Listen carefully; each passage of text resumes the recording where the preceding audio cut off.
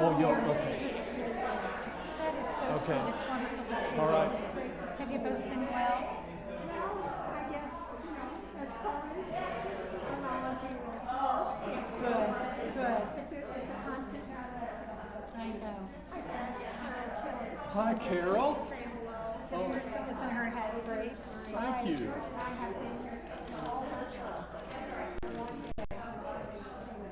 Oh, wow. That's, Well, I'm It's so good that glad it's you came available. tonight. I'm glad to see you with the newspaper. Yeah. I'm supposed to be a reader, Yes, like the captain. that's what I thought. Yeah, but I'm also I also am a poker dealer. okay. Okay, we're about to begin. Are we ready? Is everybody in? I don't think everybody's in here yet.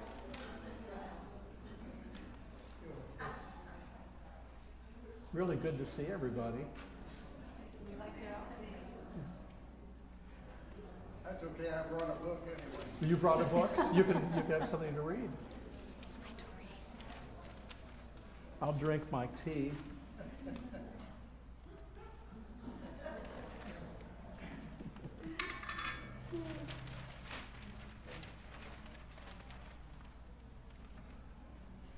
We still have a few people that are outside. I'd prefer not to get started for real until everyone's in.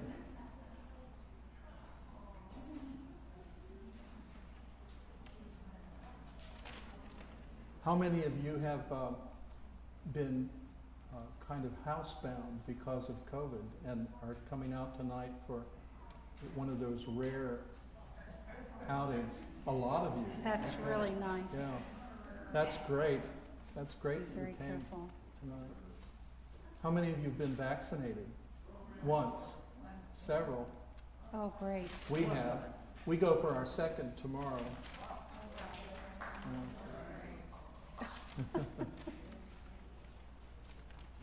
Okay. Champagne tomorrow. Yes.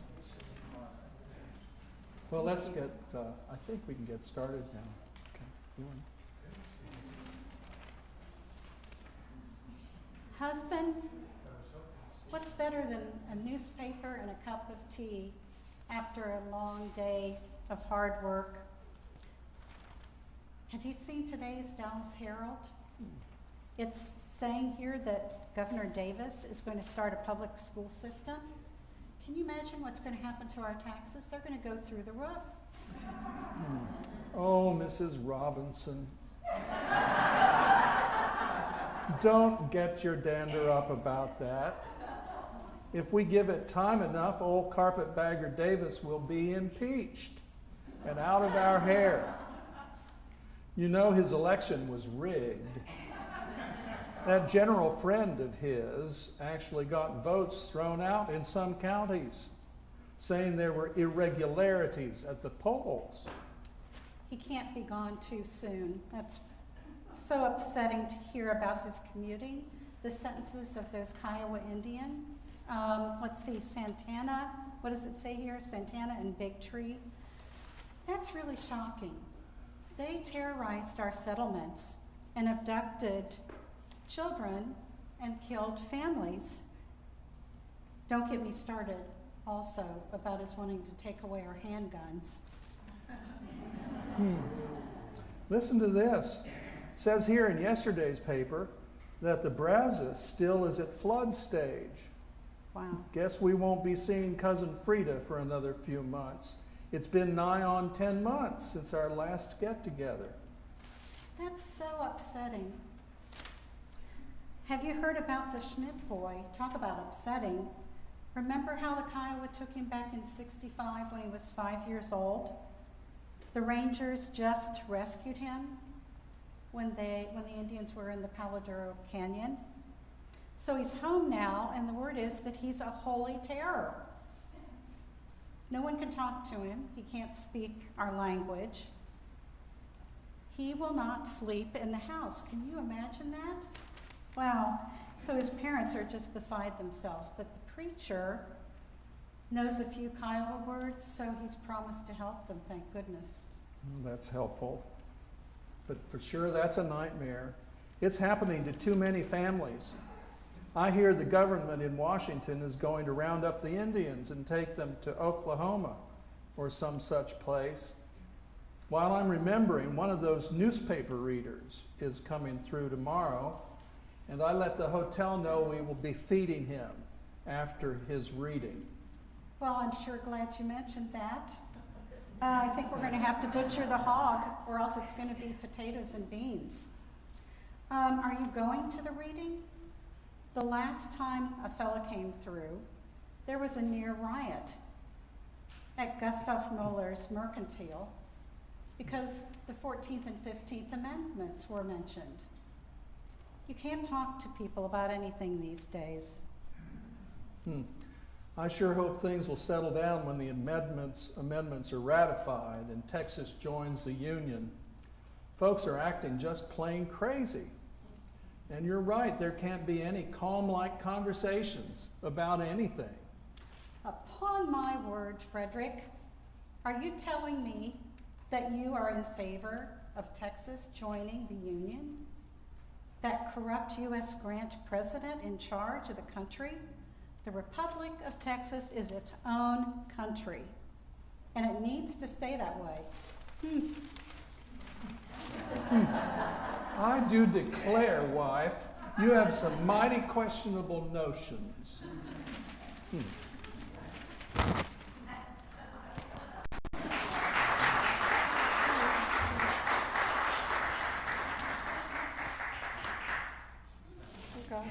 Okay. Linda has a little something to talk about. Yes. Oh, dear.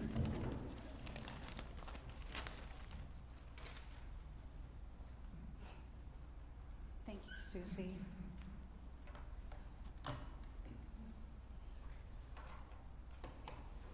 I just wanted to, anyway, I want to first say we're so happy to see you all, and it's really fun to be able to talk about this book, which I think we can all say that has been enjoyable, and we've learned a lot, I think, about Texas.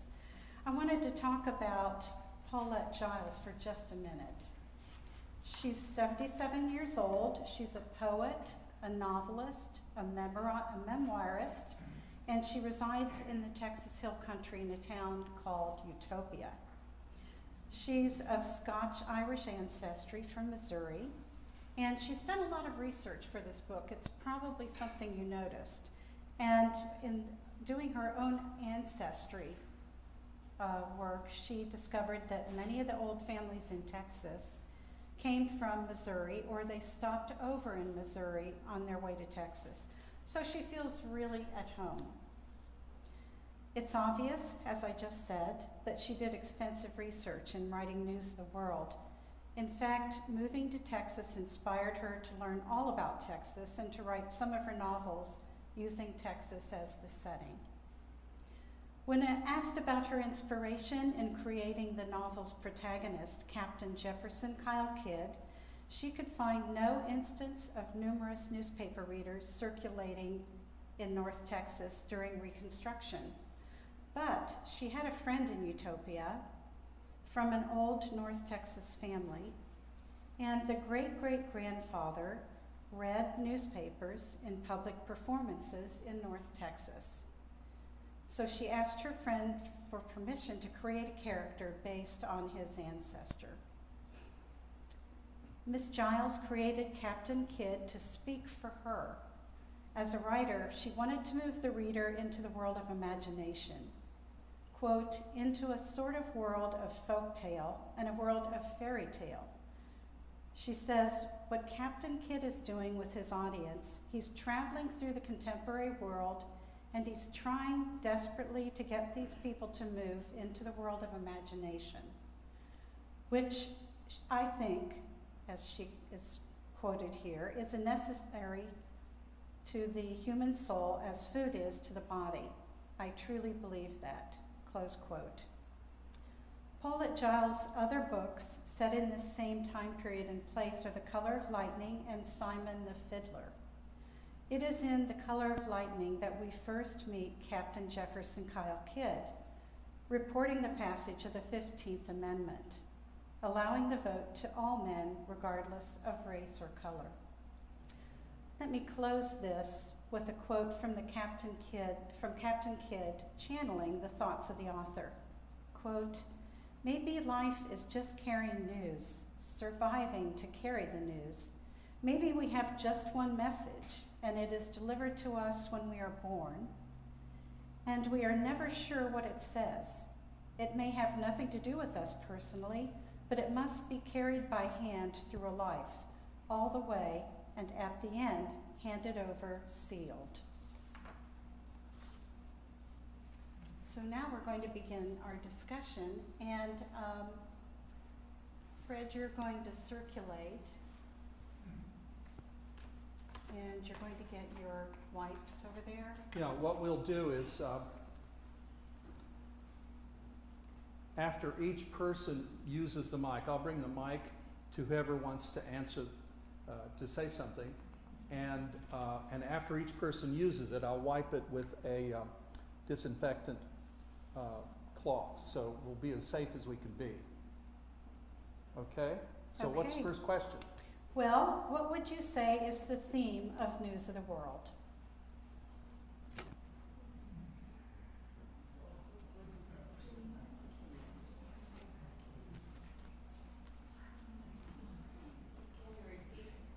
Oh, absolutely. What would you say is the theme of News of the World? What's it about? What's the book about? Bob? The thing I found most interesting was the patches of different cultures coming together, both and all the way back to Iowa, to the people who were just released from the Civil War, and the different approaches that they took. You could actually see some things similar to we were dealing with, but really it was, in my view at least, just a rougher version of life back in that time, and in a place as rough and tough as Texas. Yes, that is certainly the impression we have of Texas, of that, especially in that time. As those cultures came together and clashed, as you mentioned, we might say that an important theme from the book is tolerance and acceptance of others. Pat? I was going to say another thing is, I think Captain Kidd realized that he was really lonely and he really needed someone in his life. So Johanna obviously brought him back to life. So Yes, she it did. just shows how important people are in our lives. Yes. And, I think that was obvious in the story. Yes, I agree. Staying connected was really succinctly the theme of the book. It was keeping everybody connected in the world with reading the newspapers, and kids staying connected in the world by being with the little girl, and that's what I would say. Thank you. Anyone else? Okay. I kind of Wait a minute.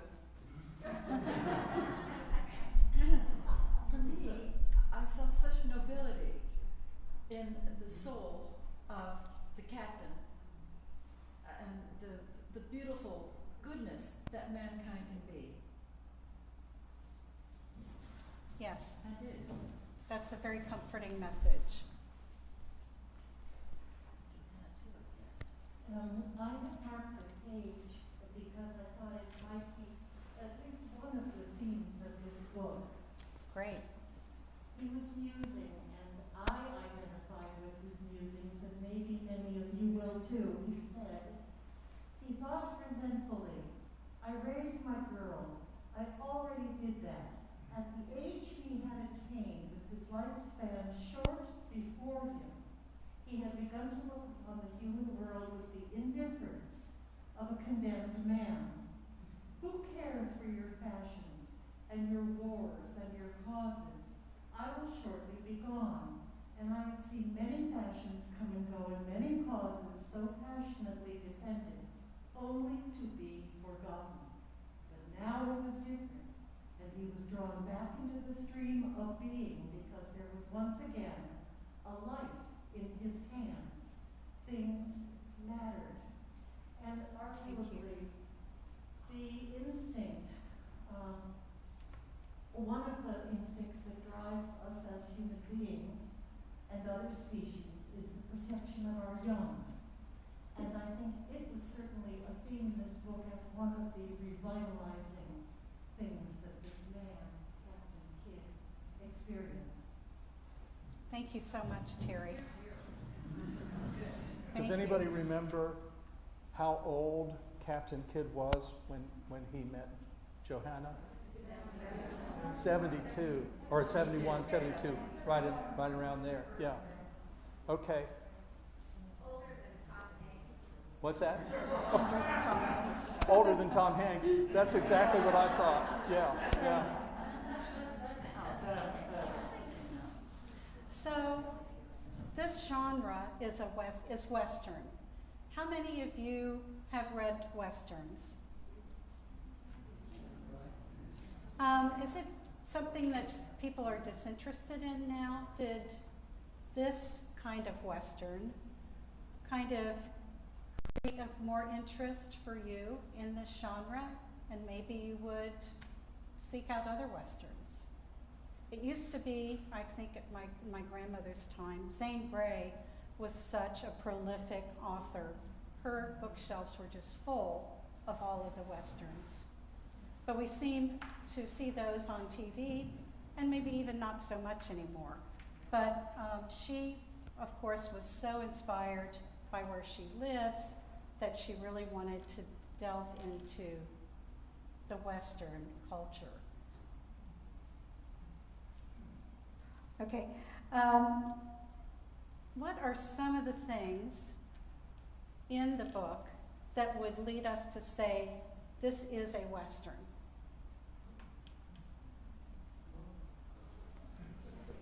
Carol, love her pink hat, that's great. I would say all of the different characters who came through that they met on their journey were very Western. And I think the propelling of the story was helped by all of those different characters and different situations that the two of them had to meet. And that was quite compelling and, in my mind, very Western, fighting it out for themselves. Yes.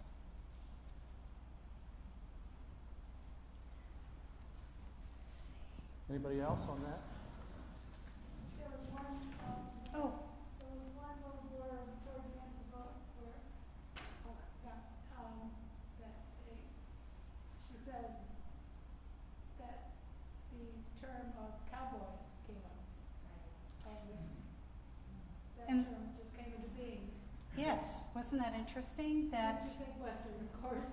yes, that's probably the thing that we most think about when we're thinking about Westerns are the cowboys. But that seems like that was a relatively late innovation that was happening in Texas. Why were the cowboys, why are they there? Why at this time? What's happening in Texas where something called a cowboy would come to be? Cattle drives. Yes. Yes, definitely. That was something, people were making lots of money with cattle drives. And you remember at the end, the young man who ends up marrying Johanna makes his fortune taking the Longhorns up north. So they were cowboys. Let's discuss Captain Jefferson Kyle Kidd's work as a newspaper reader. What does he bring to his audience, and what does he gain from his work, besides a little bit of financial compensation?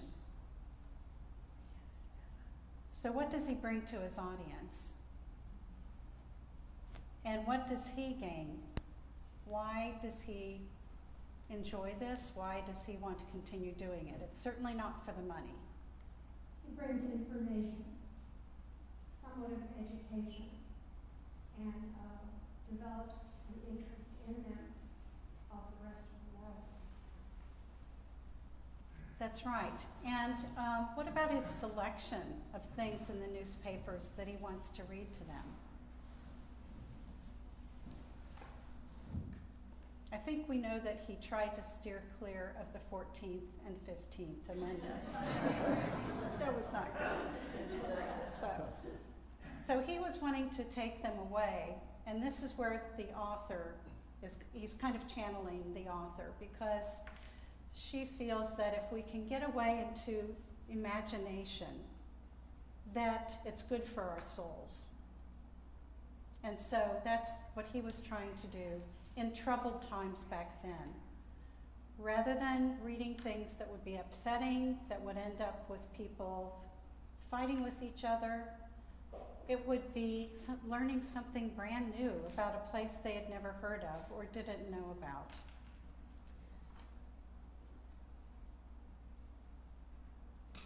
What might the experience of coming to hear a newsreader be like?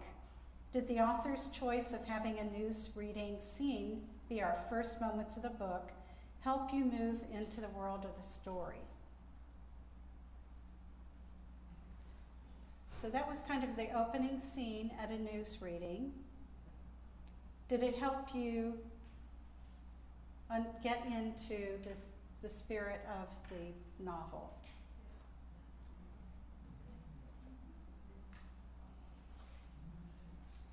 So put yourself for a moment into that kind of situation. We were kind of trying to do that with our little dialogue where we started.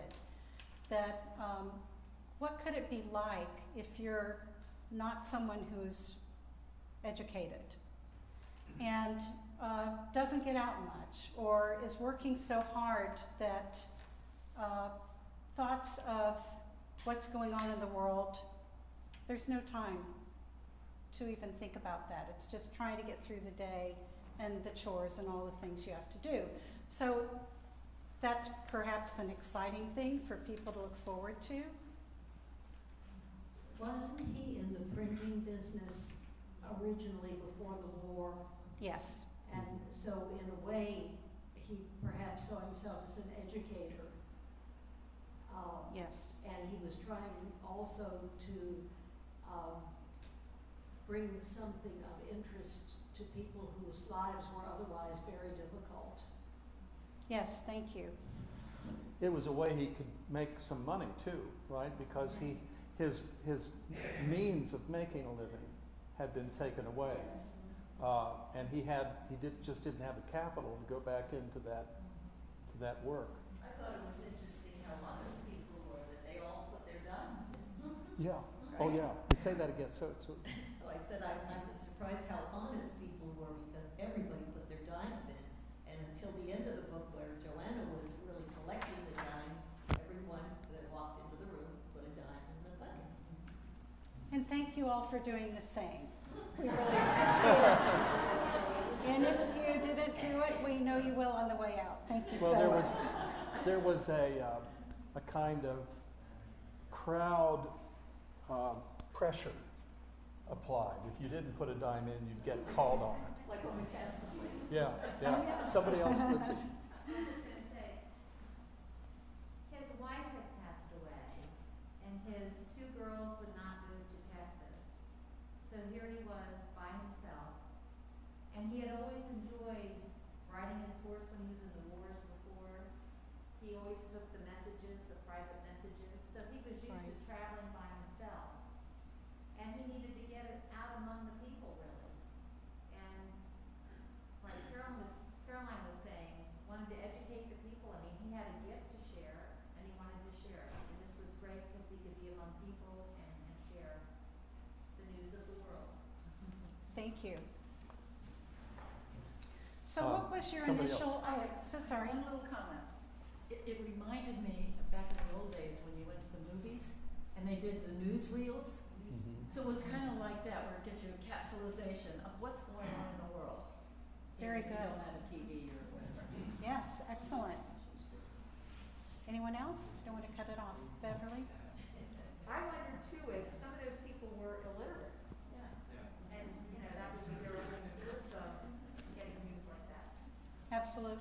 think that was more true than anything else. I felt like, Socialization. I felt like to some extent he was a bit of an evangelist in the way he conducted his affairs, you know, bringing his view, to the people, to the public. I mean, I just sensed it. Thank you. The reporter of the news has some power, Yep. doesn't he or she, in choosing what news to present. Correct. And I think there were some folks, if I remember correctly, who really wanted him to talk about current events in their area. They were ready to discuss things that they were very concerned about. But that was not his goal. So what was I'd your like to say initial... one thing too. Oh, I'm so sorry. Okay. I just thought about it. I think that he did make a comment at one point that gave his philosophy of life that kind of you could interpret what he did as falling within that philosophy. But it seemed at one point he said that every person is destined to have a particular role in life. And so what was his role? Well, part of his role was reading the news or getting the news out, but of course, what was the other part of the role? And I think the answer to that was, well, at this point in his life, it was to be a parent to Johanna. Thank you. Tim.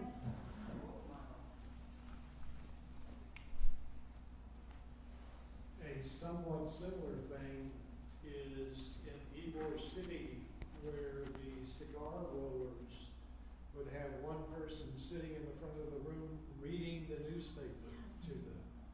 And they were the best informed workers in the country, because every day the newspaper was read from front to back. And it was a special honor to get to read that day. And it was always read in English, so the Cubans all learned English by listening to the newspaper. Wow, that's great. Thank you for sharing that. I'd forgotten. So what was your initial impression of Captain Kidd? And what were some things that led you to have that impression? What were some details from the story that led you to have the impression of Captain Kidd, who he is? Kay? I think he was self-sacrificing. Say it again. I think he was self-sacrificing and an honorable man, committed and determined to honor his commitment. But an example would be when they were out in the pouring rain and he rigged the tarp and he said, I should be in a hotel room if it weren't for her, you know, blah, blah, blah. But he forewent some of his earthly pleasures, I guess, so that he could honor his commitment to bring her to her parents. He was a good man. He was behaving in a very virtuous way, but he was reluctantly virtuous. You know, it wasn't something that he went out and said, I want to be virtuous, but it was just something that he had to do, and so he ended up being virtuous. One of the things that really struck me about not just him, but nearly all the characters in the book was just how much a man was of his word. That they may have second thoughts about it afterwards, and they may jump too quickly to commit to something. But they took that as a life and death thing. When they make it, their entire character is at risk for not following through with it.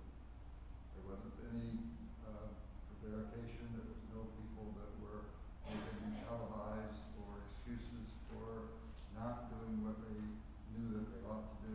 They had a very strong moral fiber, and it was paramount to them, sometimes more than life itself. Thank you. I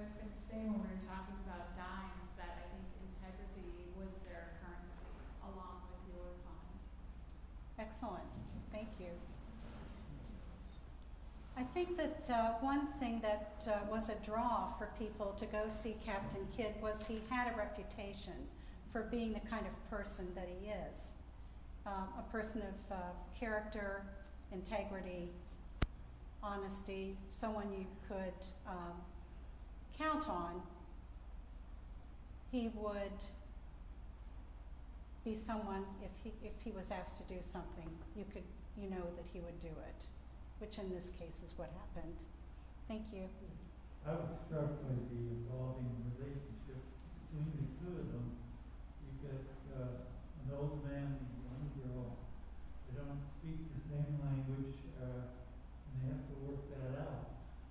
And he's very patient, and he's very kind, and that leads to trust.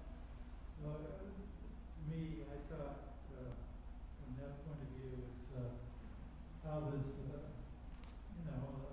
how she came to trust him, and that was his personality. And he overlooked a lot of annoyances, I think, and stuck to what he was going to do. Thank you. Trustworthy is definitely one of his characteristics. Anyone else? Julie? I didn't think of it when I read the book, but listening to what everybody's saying, he was a retired guy, ready to throw in the towel, and all of a sudden he gets his job. He has his things to do, and he would rather not. And then his life blossoms after retirement. So it becomes quite a wonderful experience. He ended up living a pretty long life too, didn't he? Maybe it brought some youth into his own life.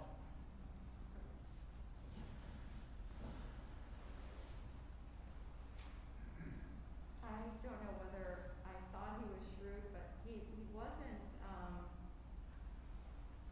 ignorant of the fact that life was difficult, and the fact that he recognized that Joanna would have shot the lieutenant that had come up next to the wagon, and if she had been, if he had made an approach to her, I thought that was very interesting, and he just sort of let that all go, but filed it away as information. So Yes. that was interesting. There was a lot to be filed away for future reference, wasn't there? Yes, as they're getting to know each other. What do we learn about Captain Kidd's youth? And how does that inform the story? I think we've touched on that in some of the comments that have been made already. He definitely had a lot of responsibility when he was in the Civil War, and the things that he did led to later accomplishments. For instance, starting the printing business is an example. Is there anything else that you can think of and want to share that you found interesting about his youth?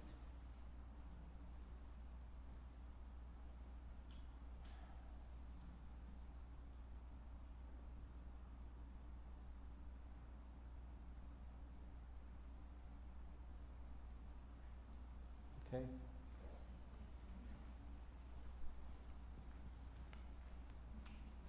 He must have enjoyed really good health, because I am a little older than he is, and to think about riding those dusty roads at that age is not something I would sign up for.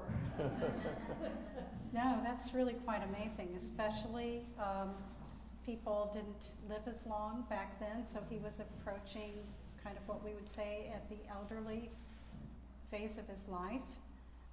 We know that he said to himself on occasions, well, I'm really kind of proud of the fact that I can get up on this horse. And so he was quite remarkable. So what was the reason that he accepted this difficult mission? He knew the man, of course, who approached him and wanted to be helpful.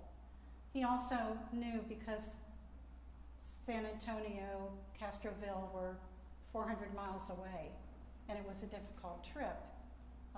Not something he would have to do. He was interrupting his news reading. Why do you think he was willing to do it? Think about yourself perhaps in that situation. Is it something that you would have taken on under similar circumstances? You don't want it? I think that, life presents you with all kinds of opportunities, and you don't know what's going to be coming your way. And at any given time, something's going to come your way, and you have to make a choice whether you're going to do what's in front of you or whether you're going to walk away from it. And some people are eager to step up to that challenge and do what's in front of them, and other people, they don't want to be bothered, they don't want to be disturbed. He was the former kind, not that, and I think that probably informed all of the choices that he made in his life. Thank you. I don't think that was it Brett Johnson who said, please take her to her aunt and uncle? Anyway, I think Brett had a family that he needed to support, and he had a convoy, and he needed to make money, where Captain Kidd didn't need to make money. And he had raised 2 girls, and I think he felt like, also Brett, evidently it would be odd that he would have a young girl with him, where with him being an older man, he could get away with it. Thank you. That's an important observation. Yeah. Mhm. So I think he felt like Brett was a friend, and he felt an obligation to let Brett earn money for his family. He was older, he knew the roads, he knew danger, he knew how to defend himself, so he felt like he guessed he was the one to take on the challenge. Thank you.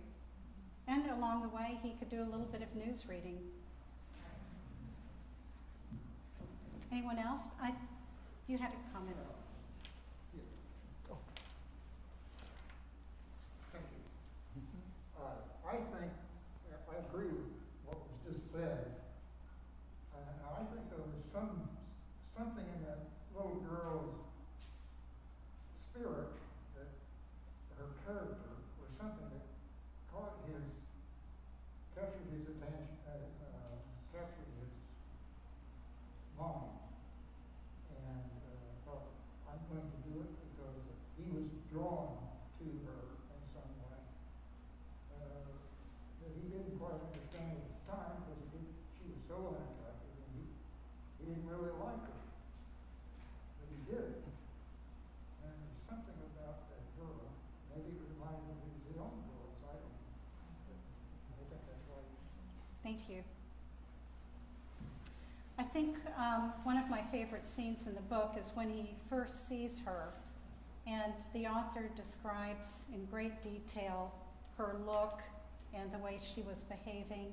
I don't know if anyone has that marked. Terry, do you have it marked? Or Kay? But it's a great introduction to a child who was obviously terrified and extremely upset because she once again has been separated from the people who she thinks are her family. While she didn't have clear memories of the first time she was separated as a very young girl, she was carrying a sense of emotional loss. And that was personified in the way she presented herself. Anyone have that? Okay, if someone finds it, sometime we'll read it. I thought it was a great description. So we're introduced to her there, and the author does not give us as much insight into her thinking and her emotions, her internal personhood, as she does other characters. But is there anything that helped you understand who she was and who she became from what the author led us to know about her?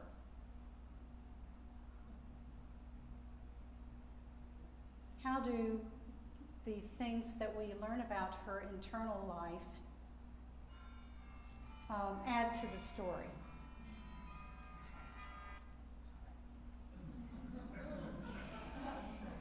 Is that your phone? Oh, dear. Okay. I know.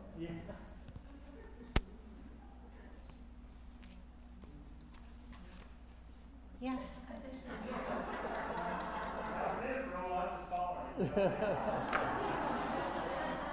Fred, we have a comment up here at the Okay. front.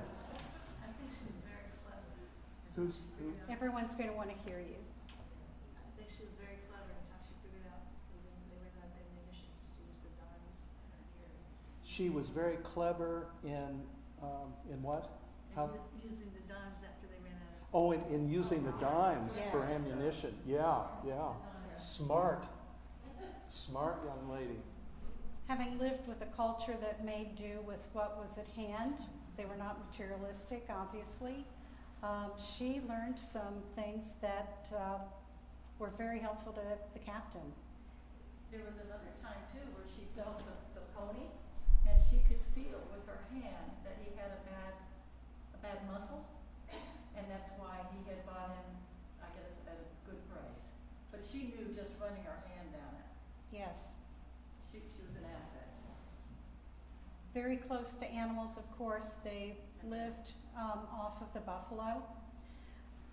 That was one of the reasons that they eventually gave up, because the buffalo were becoming very hard to find, and that their lives depended upon it.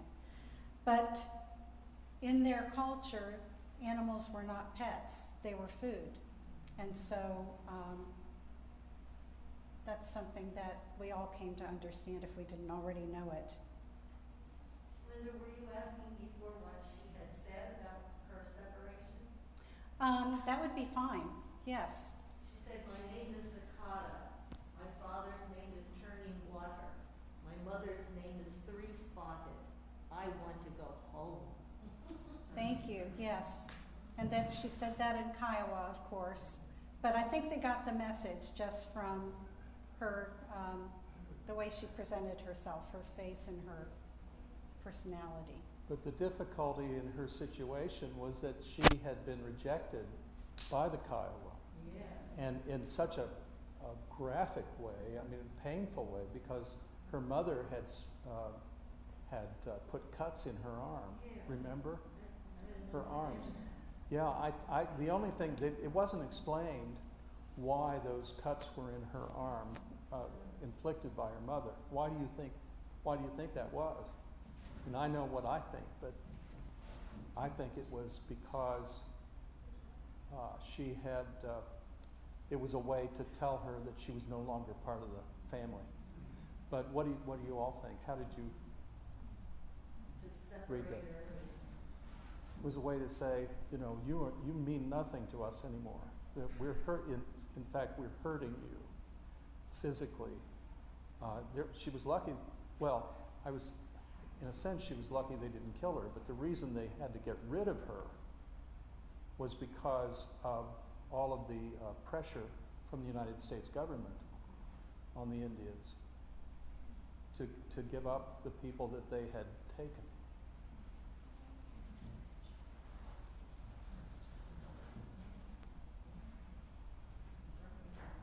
I thought that the fact that we didn't have a lot of the internal dialogue about what was going on in her own head and heart was very effective in demonstrating how difficult it was for them to communicate, to really know one another through the use of words. Thank you.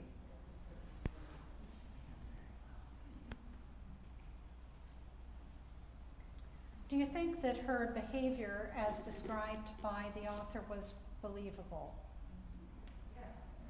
for a child under those circumstances?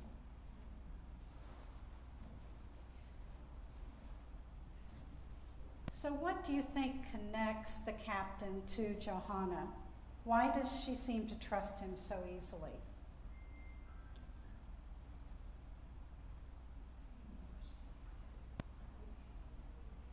He was good to her. She was fortunate that it was he Yes. who she ended up with. Could have been any number of people, I guess. There was a But couple. having a trusting relationship is something else. She also called him grandpa. So there was some kind of thing she saw him as an elder or someone that maybe was more protective like a grandfather would be. And she talked, I think she called him grandpa, or something like that. Gotcha, right. Excellent. Perhaps in their culture, like others, and I think it's like ours as well, the older generation is honored and respected for who they are as family members, what they've accomplished.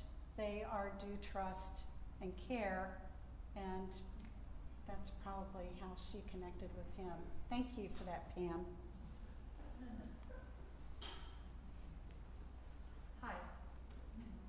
I just love this line, and it's on page 38, and I think that people's actions reflect how they believe or their philosophy.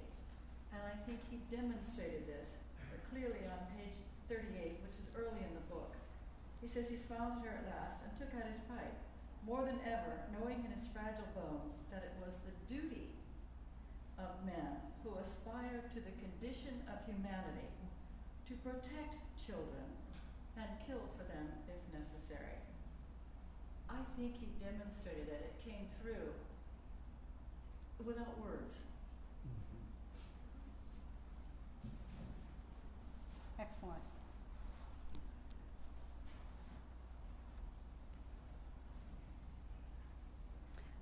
So why do you think she would have wanted to stay with her Kiowa family? Their life was very hard. They were on the edge of ceasing to exist and live the life that they had lived for generations. Because of the influx of people, white people predominantly, even from other countries, coming in and pushing them out of the land where they lived.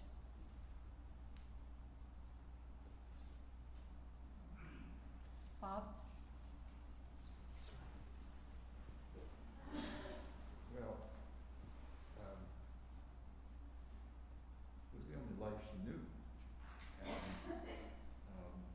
it was a hard life, but it was a hard life for everybody. I doubt there was a whole lot of that thing called envy going on. They didn't look at the white folks and think and envy their life. She just was ripped from that life, and so it's, being the only thing she knew, she wanted it back. And that's why she worked so hard to get back to them, even after all of the abuse and all the rest of that when she left. It was still the only thing that was her reality, and so she needed to feel real. And I don't think she gave that up easily at all. I don't think she took to him particularly easily. He had to keep an eye on her for a very long time until he actually proved himself in preventing other people from taking her so long that she then started to warm to him, and she did that by beginning to imagine a reality with him. She knew that he would keep her safe. And that all had to be without words. You know, and so it was all communicated by his actions, which always speak louder than words anyway. Very good. So in the person that she becomes, what do you think had the stronger influence, nurture or nature? Because we learn from the story that she never really became anything other than a Kiowa Indian in her heart, in the way that she thought of herself.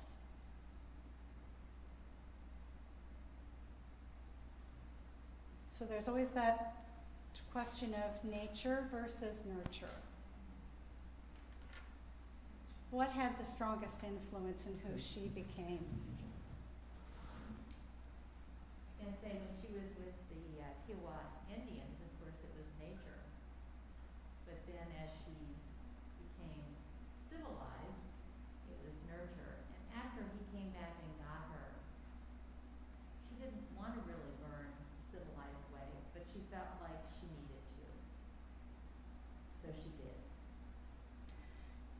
had more of an saved her, effort. hadn't he? He had saved her, and so she made more of an effort because he had saved her to be more civilized. So it was nurture. Okay. I read a dissertation by someone who was doing his study on children and adults who were abducted from their families in the frontier to live with Indian tribes. Who was chosen? A lot of times it was young children because the Indians felt they would be easier to convince, create a person who is like themselves. The closer they got to puberty, it was more difficult. Boys kind of really liked being Indians. It was a lot better than farming. They enjoyed riding horses and shooting arrows, and so they acclimated better in some cases. How long they were with a tribe had an effect, whether adult or child. Some who, there were interesting case studies that I read, but some who were with a tribe for a long time still wanted to go back to their families in the end, kind of unexpectedly. How did they choose who it was they were going to take? In the case of Johanna's family, one of her siblings was killed, as well as her parents. Why did they choose her? Often it was to replace a member of the tribe who had been lost for whatever reason, death from illness or whatever. So they were intentionally finding someone to replace a lost member of the tribe. In her case, and in the one that I mentioned in our dialogue, because she was so young, she easily acclimated and really made a complete transformation to being a Kiowa Indian. Even though, in the end, she had the appearance of being a white person and understanding how to function in a white society. But in her heart, she was always a part of the tribe and they were her family.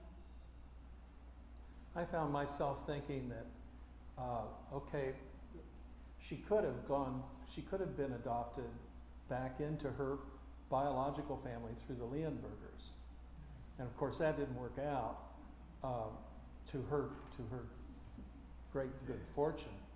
But I found myself wondering, well, maybe she acclimated so well to the Indian way of life because her parents were kind of like her aunt and uncle, and who, children in some families in those days were mainly part of the workforce, and were not treated well. They hadn't gone through the year of the child as we had in the 1980s or something. So there were different attitudes about childhood, and maybe she was valued in the Indian group and not valued really in her biological family. It's possible. The wagon that had the words curative waters painted on it was something that was mentioned a lot in the book. I actually started going through and trying to find every page where it was mentioned, and there were many pages. Often it was noted that someone saw the wagon, but it was always mentioned that it said curative waters and there were bullet holes. What do you think the author's trying to say about that? In the end, as she is leaving after her wedding, she tells Captain Kidd that he is her curative water. So what is the message that we can take from that?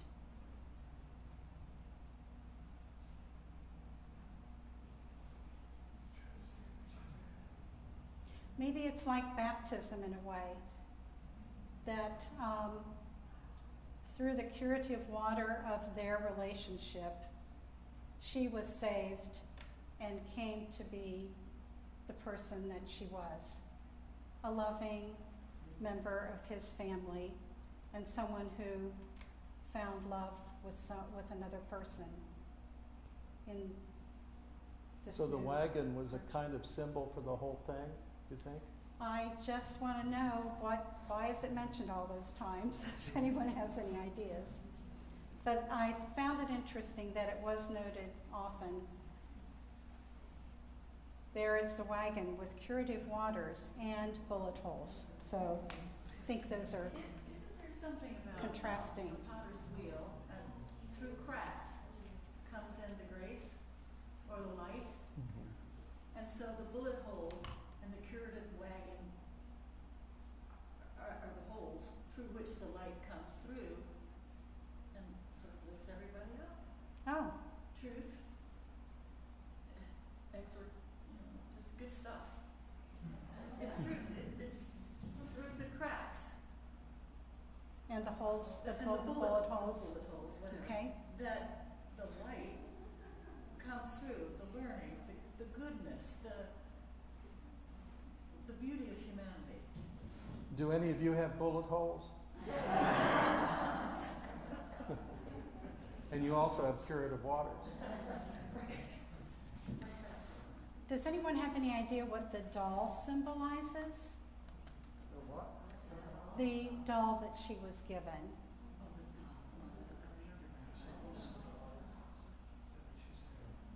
I think it's on page 55. But, okay. Captain Kidd's family land also is brought up a number of times. Why is this important? Is the land symbolic in some way?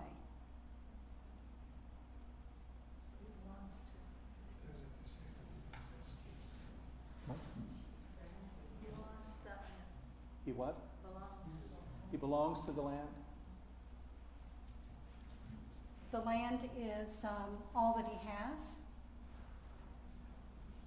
that is of permanence, perhaps, in a life that's been led going from place to place and not really being rooted, and except when he was raising his family in San Antonio. Wasn't that his wife's land, though? Probably, yes, the Yes. the Wasn't that courts. his wife's land?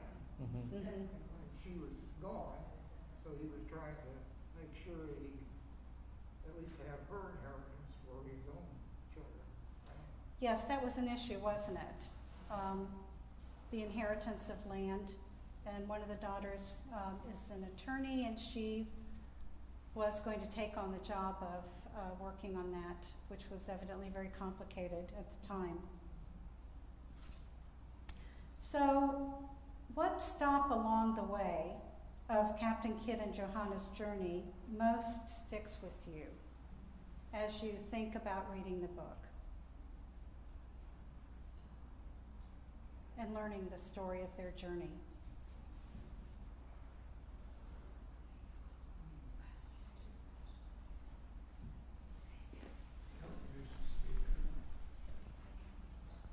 Did you not hear that, Doreen? Sure. Of the stops that they made along their journey, which of the ones was most memorable to you or Here we have an sticks with answer. you? Yeah.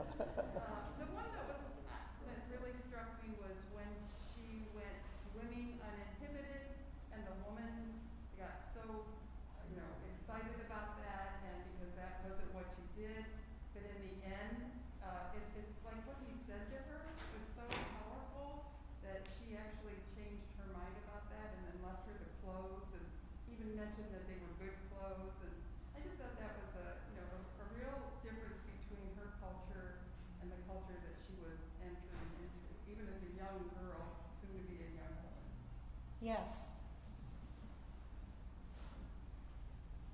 That was one of the ways he was helping her to assimilate back into her native culture. Terry? And I remember the tenderness of the moment in the story where I think she was trying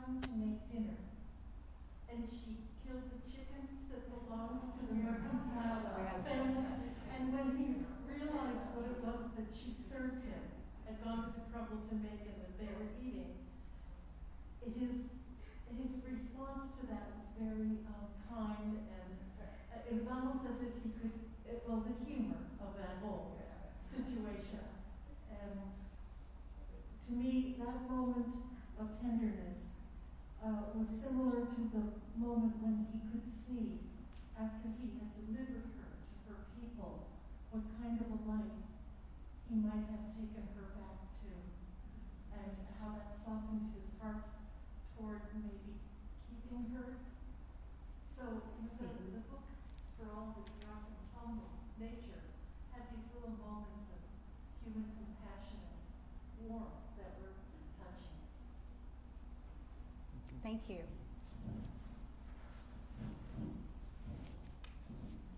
So, since we're mentioning her only remaining family, the Leonbergers, what does he worry may become of her as she is returned?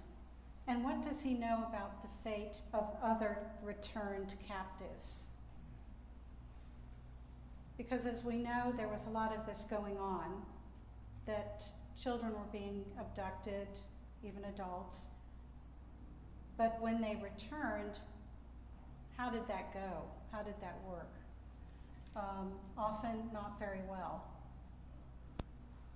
So what was he concerned about? I think Terry hit on that for a moment. Knowing who she is and being warned about what the family is like, what were his concerns about what her life was going to be like?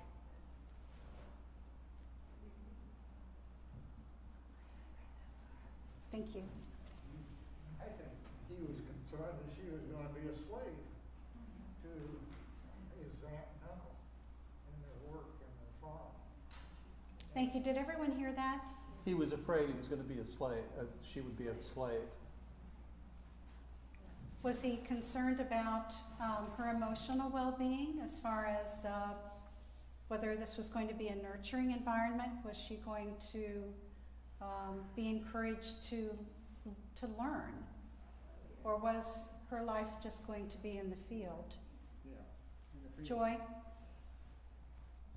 Yes, in fact, he said to the family, ooh, I'm not sure this was in the movie or in the book. I know, it gets confusing, doesn't When he it? took her to the family, he said, be sure that you get her books and teach her things. And the father said, or the uncle said, well, he was going to teach her the proper politeness and the manners, but she was going to work. Right. And I think in the No book, time for it books. said, we don't have much time for books around. I believe that was the difference. It was basically the same message. We probably ought to, maybe, if I could ask one last question. 'Cause Okay. I think, why would a church group read this book? Okay.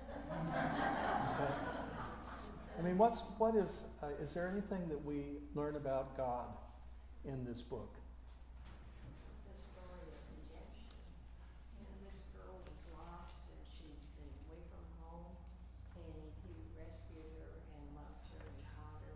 I think it's a redemption. Story of redemption, and this girl was lost, and he rescued her. So he's kind of he's her redeemer in the earthly sense, but and so he becomes symbolic of redemption itself. What else? I would say goodness prevails. Goodness prevails. Good wins.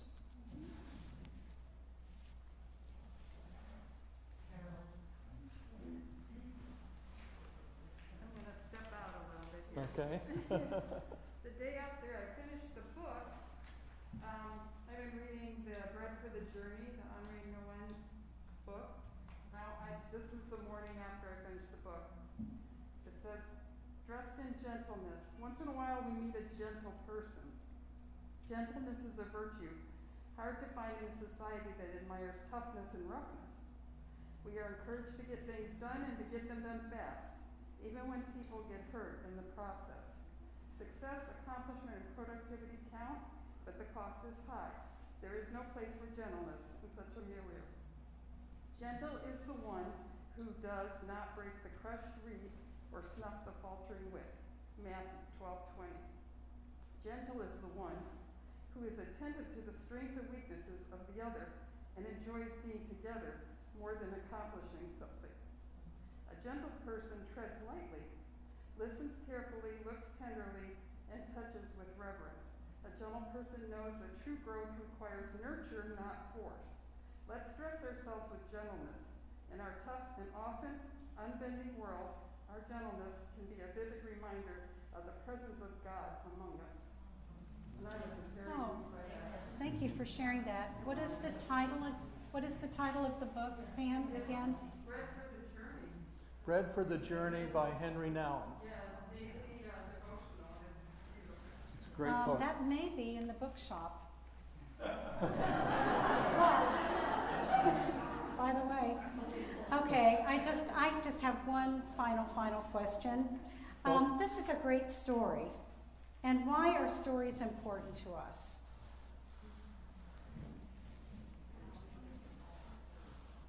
We can remember stories.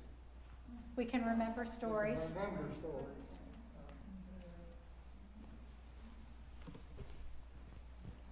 They teach, they entertain, they've been used through the ages to do both of those things. To teach and to entertain?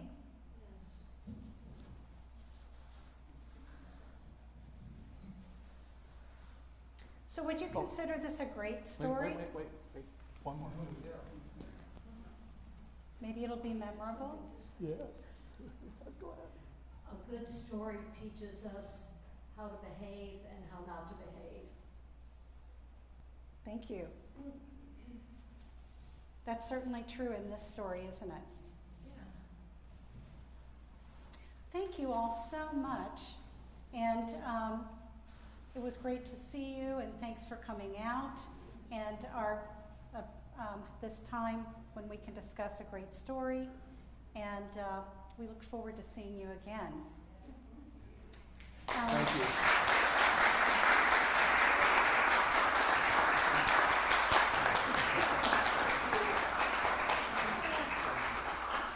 Caroline, do you have any book club news that you want to share before we leave? Ask Julie. I think she's got all the dates down. Okay.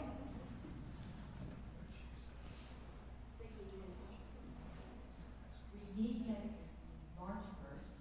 I think it's Monday morning. And the book is about Michelangelo. Oh, what is the title about Michelangelo, the book? Marble and... Oil and Marble. That's a very good book. If you have any interests in art and relationships with some of these great artists, it's really worth reading. Okay, and is that going to be both Zoom and in person? What are you doing now? Well, I'm asking the lady who's going to run the discussion what she would prefer. I sent an email out today to ask her. Okay, so stay tuned. As you know, it's kind of difficult, and some people are still reluctant to do Zoom. So gave her a choice, and you'll hear from me about that. Okay, thank you.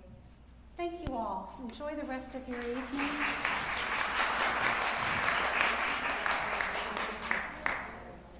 Everyone stay well.